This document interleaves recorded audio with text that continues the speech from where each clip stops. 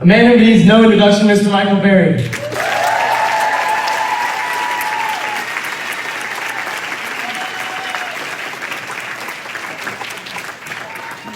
Pretty good, huh?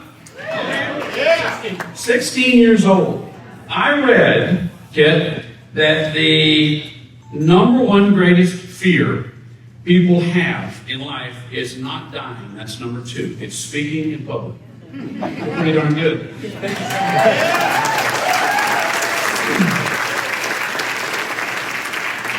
not easy to do. It's really not easy to do. How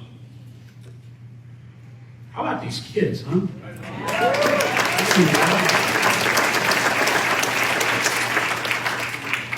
Jack Robertson was on our show yesterday, and I was incredibly impressed with everything he said and everything about it.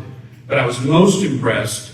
My parents taught me to write thank you notes afterwards, and so it's very digital. It's on Twitter, but it was a thank you note waiting in my Twitter direct messages after our conversation. And I thought, you know what?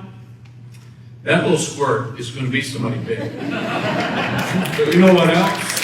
We didn't land there without some people deserving a lot of praise. Where are Jack's parents? Is Justin here? That's his dad? He looks like 25. Who's the other little one? Who's that? George? Oh, Ford.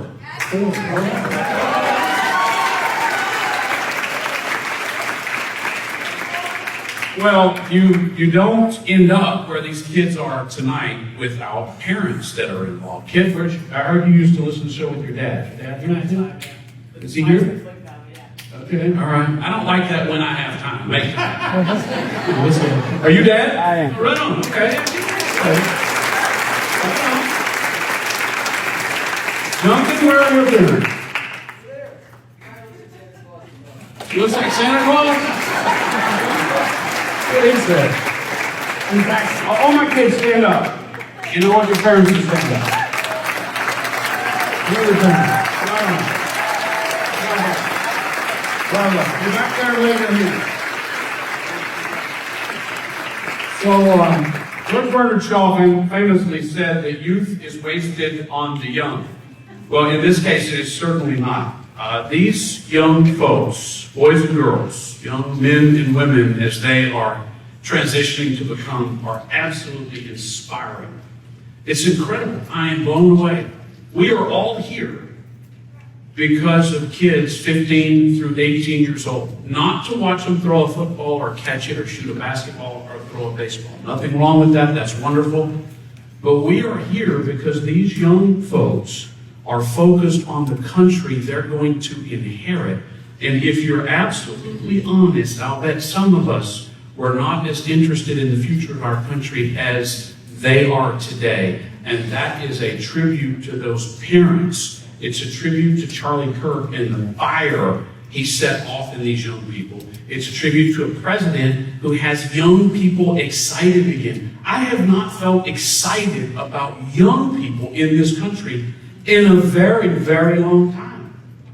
Maybe ever.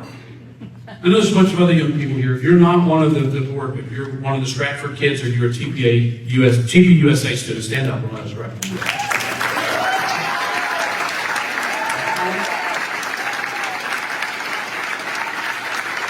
Did they bunch you all together or you do that naturally? Okay. All right, you be sitting. Y'all are adorable. I have a little bit of an issue, so you don't think I'm a total weirdo. I have a son who's a sophomore at UT, and I miss him terribly. And I have another son that you always hear from people that didn't get in. And I got another son. I know, I'm just kidding. My other son's probably going to hit him too. I have another son, Crockett, who is a senior, and he wanted to be here, but he's got his big calculus tomorrow. And he is submitting applications right now, so he is hardcore, no weekend time off. So I know what you kids are going through. There's a lot going on in your lives. Your bodies are changing. The world is changing. Your mind is changing. And really, honestly, at this point in your life, I don't care what end of the political spectrum you're on. I know that probably sounds a little surprising. I don't really care what you think at this age. I just care that you think. But I want you to understand that you ever get the class started. I want you to understand what it means that this gathering is existing, and I want that to be what you take away from this, okay? Not Kenny's comedy. I'm just kidding. He's actually fantastic. Go watch him. It's great comedy. What I want you to take away from this is that when you do things that you know in your heart of hearts are right, even if they're a little scary, even if they're downright frightening, even if people criticize you or even try to stop your efforts, there will be people noticing that will join in for you. Did you notice when they played the Star Spangled Banner, when he started, it was just the instrumental? And as you know, as we went through, somebody started lightly singing.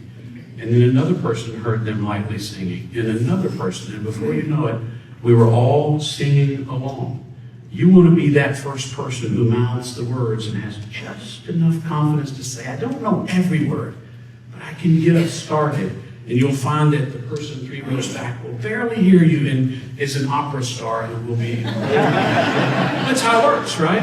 I can't sing, but I know the words. So I'm that soft voice that gets us started so nobody will hear my solo.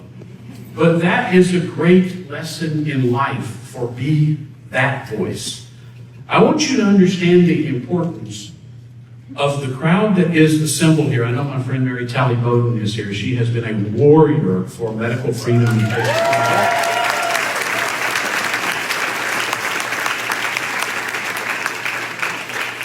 I want to thank all our law enforcement who have come out to keep us safe.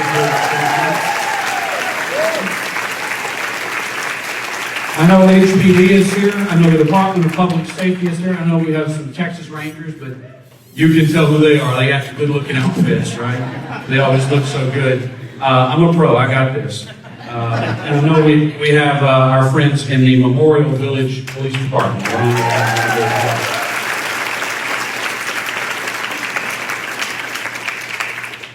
When the Attorney General comes out to your gathering to speak directly to you, and you are high school students, I don't recall that ever happening before. You are not a big, powerful union. You are not a big donor base. You are not the SREC chairman. You are not the chairman of your party or anything else. You're high school kids who are changing this country and not waiting on someone else to do it for you. And for that, you should be very grateful. Very grateful.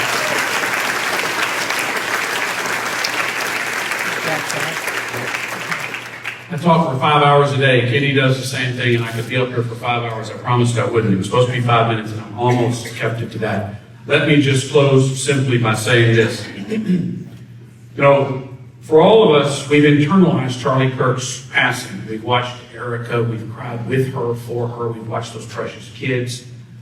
And we've hurt. It's been hurtful. It's one of those things you internalize. And your favorite football team loses and you're bummed out. This hurts. It hurts in a way that we want to fix, and we can't fix it.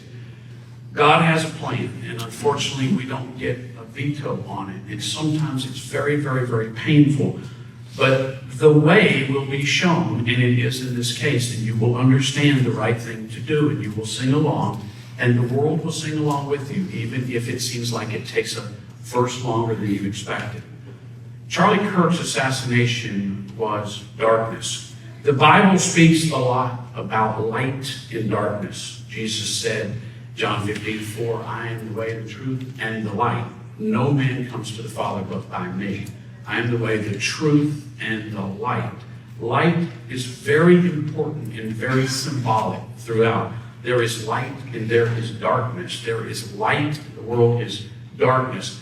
There was a pastor who wrote a great series of sermons where he said, it is better to light a candle than curse the darkness. Charlie Kirk's assassination was darkness descending upon our world.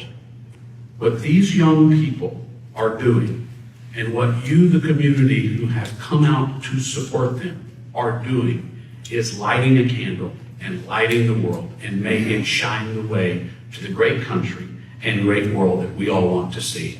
Thank you all for the honor to be with you today.